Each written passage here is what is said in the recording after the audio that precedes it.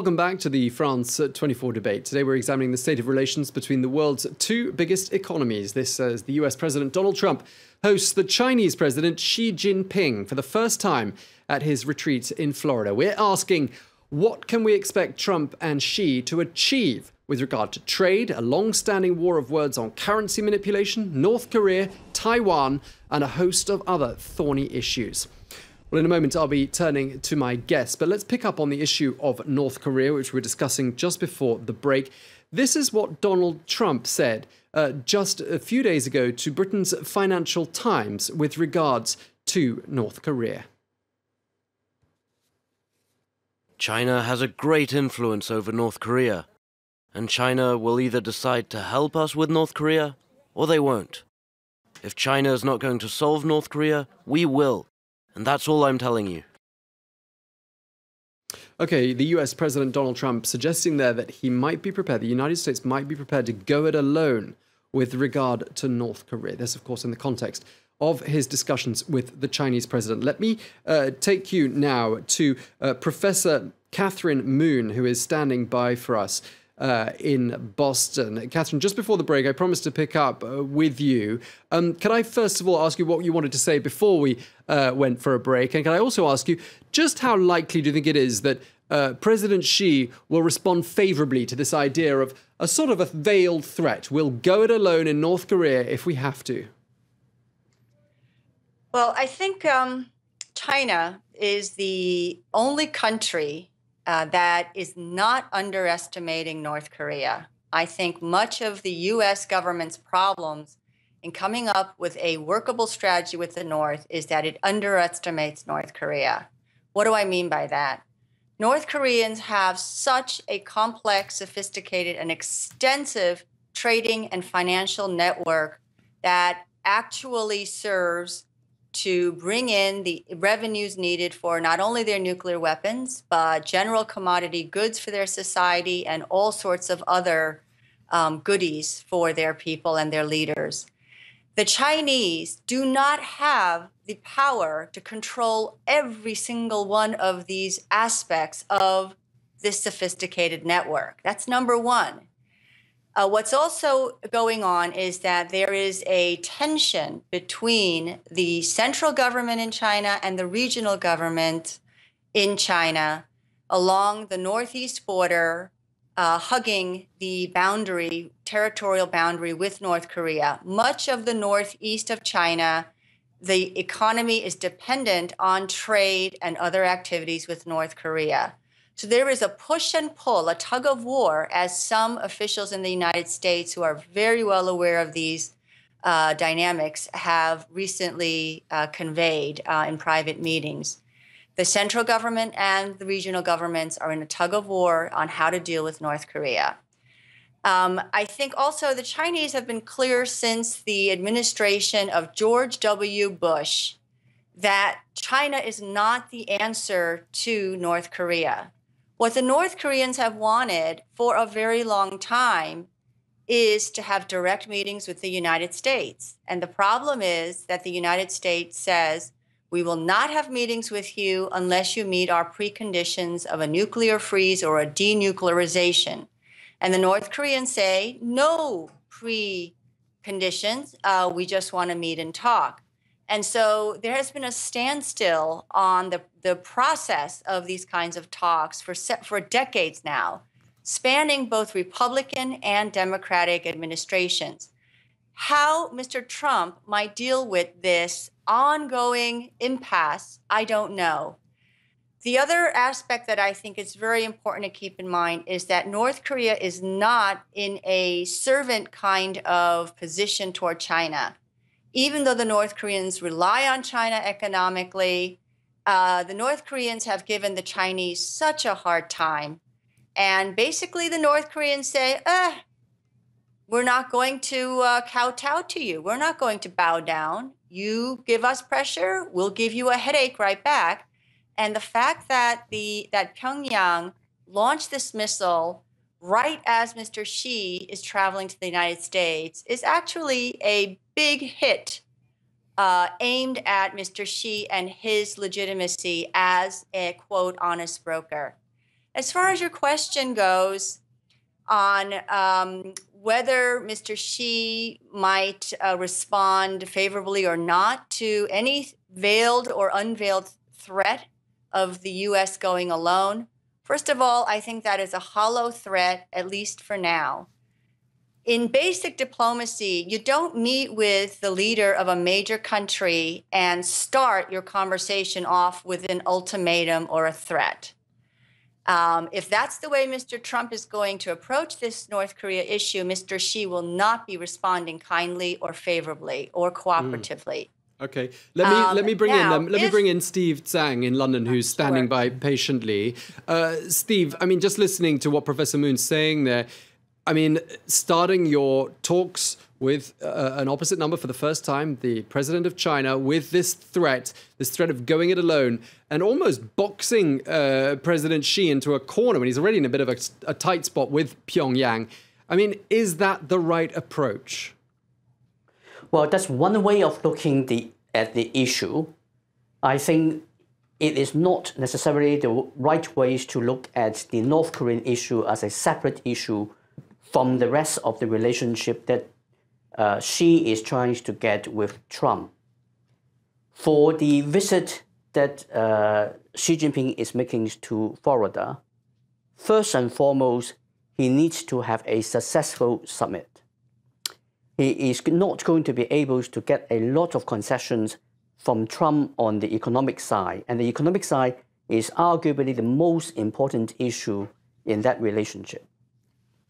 And if President Xi is trying to get Trump to back off, ease off on the economic front, then he will have to offer something that he can offer. North Korea, therefore, is an issue that Trump can actually discuss with, that Xi can discuss with Trump. Now, I am not actually saying that Catherine's analysis are not accurate. I think she's got a lot of very, very good points in her analysis, but that is not really the big issue for President Xi. For President Xi, it's a matter of what he can say and what he can do that can win Trump over. He is not going to be able to resolve the North Korean issue. And here I think Catherine is absolutely right. But Xi can promise to do a lot that the Americans want him to do over North Korea. And it is going to take months, if not a year or two, to see the full results of that. And Xi Jinping's calculation is what's going to happen in the run-up to the Party Congress in China in October and November. So if he can do a grand deal with Trump, then he will probably be trying to do the deal over North Korea and promise perhaps to tighten up sanctions, knowing full well the tightening up of the sanctions will not have the results that the Americans may actually want. But if that is what the Americans ask him to do, he can do that. And he doesn't necessarily have to see it as a way that is going to be the Americans threatening him with a bottom line, and he is just being forced to accept that. The story can be spun in a very different way in China and make it as a great success of how Xi has been able to define the relationship and engage Trump on terms that Xi defines. I think that is what we have to be looking at about the summit. Okay, we've just been looking at pictures there on our screens of the Boeing 747. There you can see it on the tarmac in Florida. That 747, the Chinese equivalent of Air Force One, carrying the president of China, Xi Jinping, and the First Lady, just touching down now.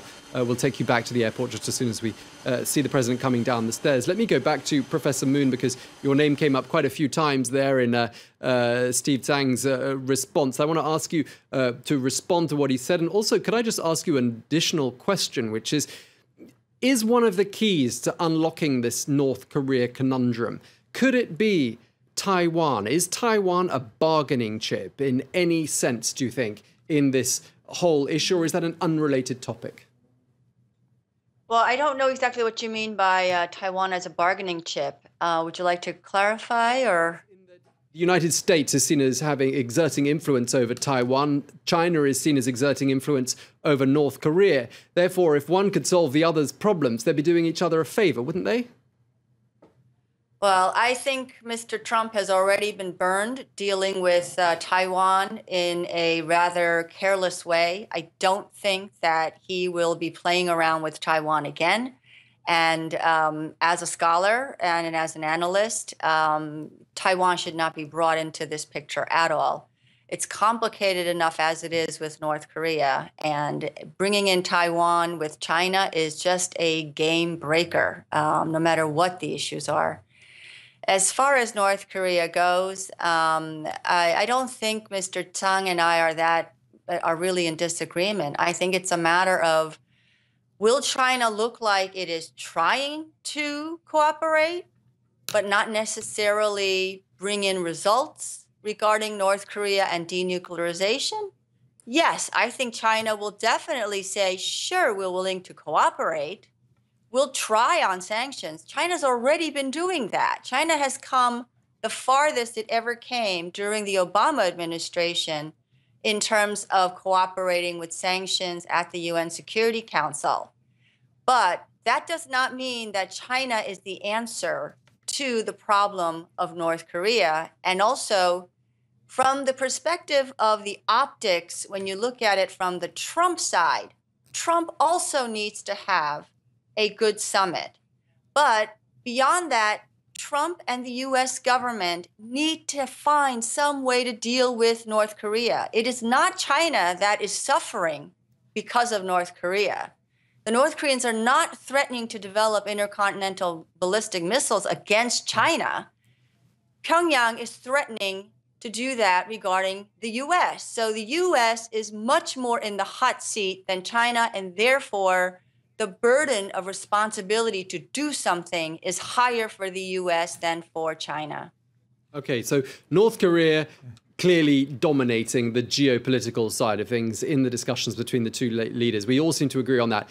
Trade, of course, going to be another key issue for those two men to sit down and discuss during the course of the next 24 hours. And on this subject of trade and on the subject of doing business in general with China, Donald Trump has used some pretty severe language, shall we say, with regard to the Chinese currency. He's accused China of being a currency manipulator. This is what he said.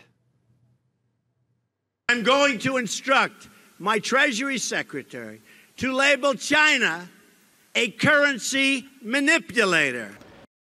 Okay, Donald Trump calling China a currency manipulator. We've heard President Xi Jinping of China, however, rather alluding to the protectionist tendency or the protectionist nationalist road that the United States might be going down. This is what President Xi said at Davos this year.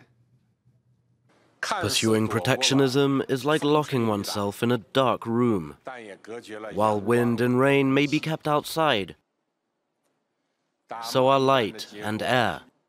No one will emerge as a winner in a trade war. Okay, the president of China saying nobody wins in a trade war. Let me go back to Washington, where we can speak to Ralph Winnie. Ralph, on this issue of trade, of course, Donald Trump is a deal maker by profession prior to becoming president of the United States. Do you think he's likely to be able to strike useful deals? Is he going to have some goodies to show the American public with regard to the trade side of things? Well, his whole desire making those statements is to ensure that China comes to the table and is willing to negotiate. So it remains to be seen what tangible results will come forth from the summit. I do know he is going to really push the issue of trade, there's no question, but it is too soon to produce tangible benefits. The long-term goal would be to develop a bilateral investment treaty between China and the United States. It's been 8 years in coming, but it would sort of lay out the parameters and the guidelines and promote transparency and accountability in what businesses could expect on both the Chinese and the United States side. First of all, you've got to grow small business in the United States. And China can be a catalyst for that if things are done along the right path. But you cannot exclude U.S. industries in certain areas of industry when they try and get into China to do business. And Chinese companies coming into the U.S. have to know what the ground rules are. There are different rules applying to state-owned versus private companies in China than exist in the United States. So it's very important to have a system that's open and transparent for both sides in order to have strong economic cooperation.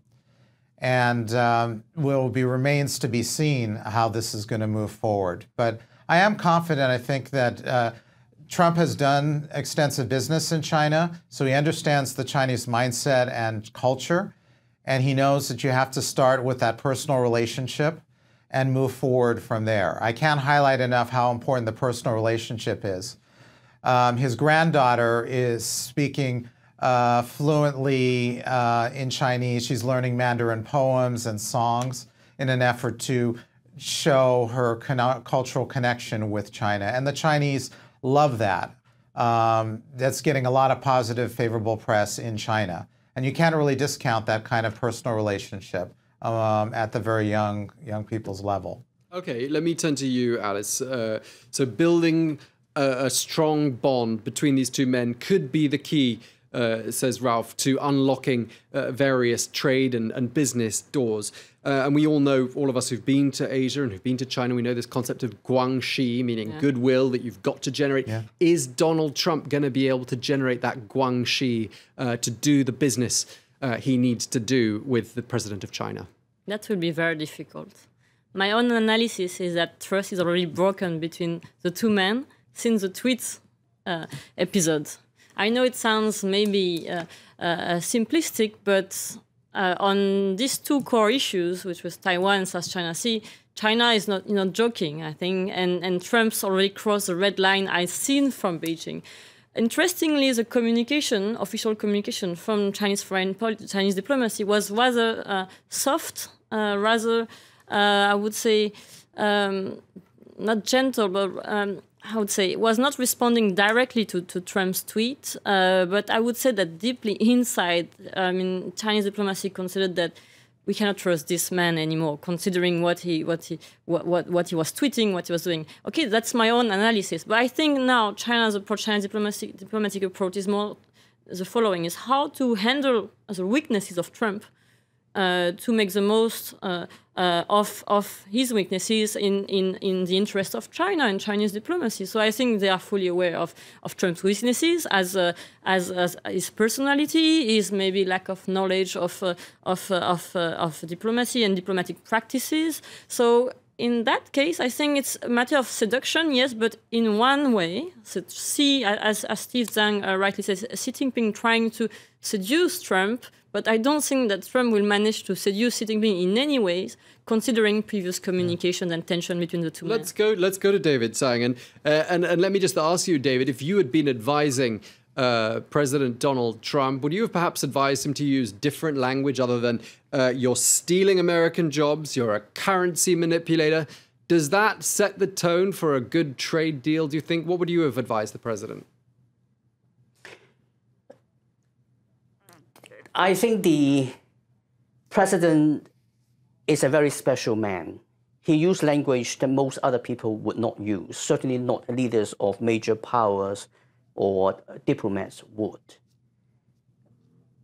And you're not going to be able to walk that back. He's already said what he said.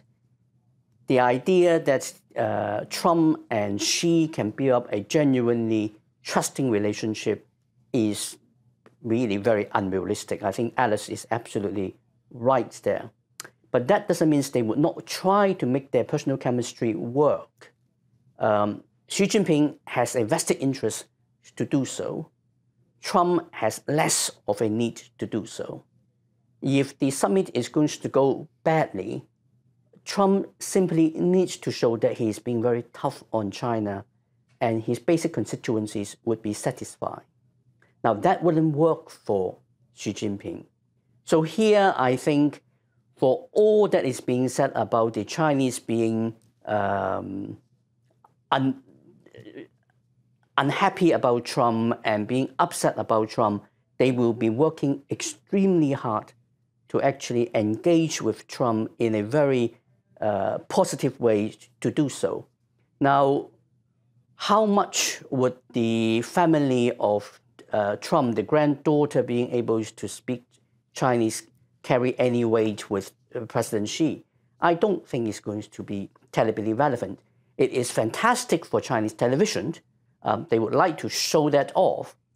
But when it comes down to actual calculation of that relationship and the way how President Xi wants to engage with the Trump administration, we are getting to very hard-nosed, realist calculations of Chinese national interests, and in particular, the interest of the Communist Party, and at the top of that, the interest of Xi Jinping and how he will be seen by the party in the run-up to the 19th Party Congress, when he will decide, when he will try to get the rest of the party to agree with him that he should, in some ways, stay in power beyond 2022. That's the deal for Xi. All right, we've got 1 minute left. I'm going to give the last word to Catherine Moon. I'd just like to ask for your view of what's just been said here about that, the beginnings of this trade relationship between those two men. What are your thoughts? And do you agree with what's been said up until now? Yes, I do, very much. I think the trust has been broken, as Alice already mentioned. And so, if anything, it will be an effort to mend things and to make both sides look good. I think in that regard, Mr. Xi wants to make sure that the meeting will come off looking as good as the meeting with the Prime Minister of Japan, Shinzo Abe, that was held at Mar-a-Lago. So if China can manage that to make the optics look good, that will be a success. But I think as far as the trade relationship goes, Mr. Trump actually weakened his position because he started backpedaling on NAFTA about a week ago. And so I think the Chinese are very smart. They read and they know that so much of what Trump had promised in the campaign is actually getting backpedaled and soft-pedaled. And so they may not feel that they have to be as much on the defensive as people might have assumed before. Professor Catherine Moon, thank you very much indeed.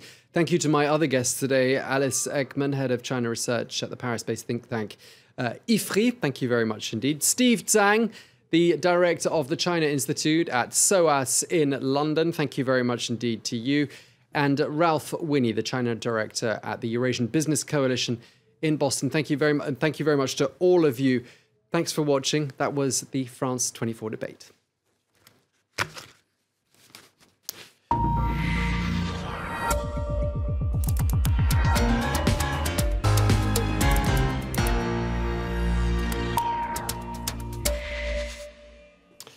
Up next, it is Media Watch here on France 24. Deeptika Laurent joins me now. Hi there, Deeptika. Hi, Tom. We have been talking about Trump's relationship with China. This, of course, as we've seen pictures on the tarmac from Florida, the Boeing 747 carrying the Chinese leader has just landed.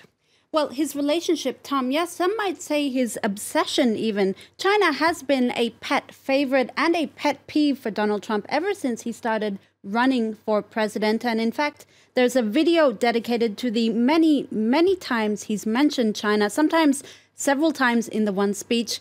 Let's take a look. I don't knock China. How could I dislike China? A man from China. China.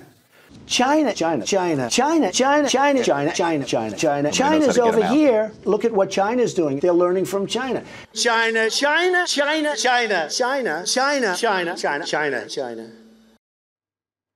Okay, so we get the message. That's right. He's got China on the mind. Yes, always has and seems to always keep that way. Now, Donald Trump does, of course, have a thorny relationship with China. He needs them, but their policies don't always correspond to his protectionist vision for the U.S. Now, this meeting, at least by some of the media, is being billed as the most important diplomatic event for Donald Trump. The New York Times has said it will pit Trump, the unpredictable novice, against Xi Jinping, the tightly scripted, experienced statesman, and they'll have to find common ground. One user on Twitter has summed it up pretty well, calling it a quote, blind date with global ramifications. Now, China, for its part, has been pretty strict about what it expects from this meeting. The Global Times, which is a Communist Party paper, ran an editorial warning Trump not to blame China for U.S. job losses. There's also a lot of focus on who has the upper hand. For some of them,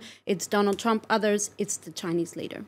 Okay, so we expect these two men to do a lot of talking, a lot of eating, a lot of getting to know each other, but there's one thing they're not going to be doing. What's that? They will not be playing golf.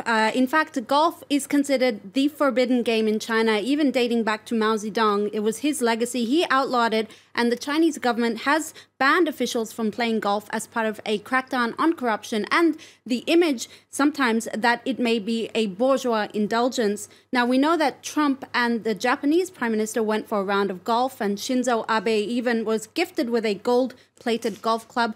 This won't be the case for the Chinese leader, but it could change because according to an article from Quartz, Xi Jinping and Trump will not play golf, but China is considering introducing the sport, if not for the fact that Shinzo Abe's ratings went up after he played a round of golf with Donald Trump. Okay, so we can be pretty sure that President Xi does not have his golf clubs aboard that plane that just landed in Florida. Thank you very much indeed for today's edition of Media Watch, Diptyque Laure. That's it from me. The news at the top of the hour. Don't go away.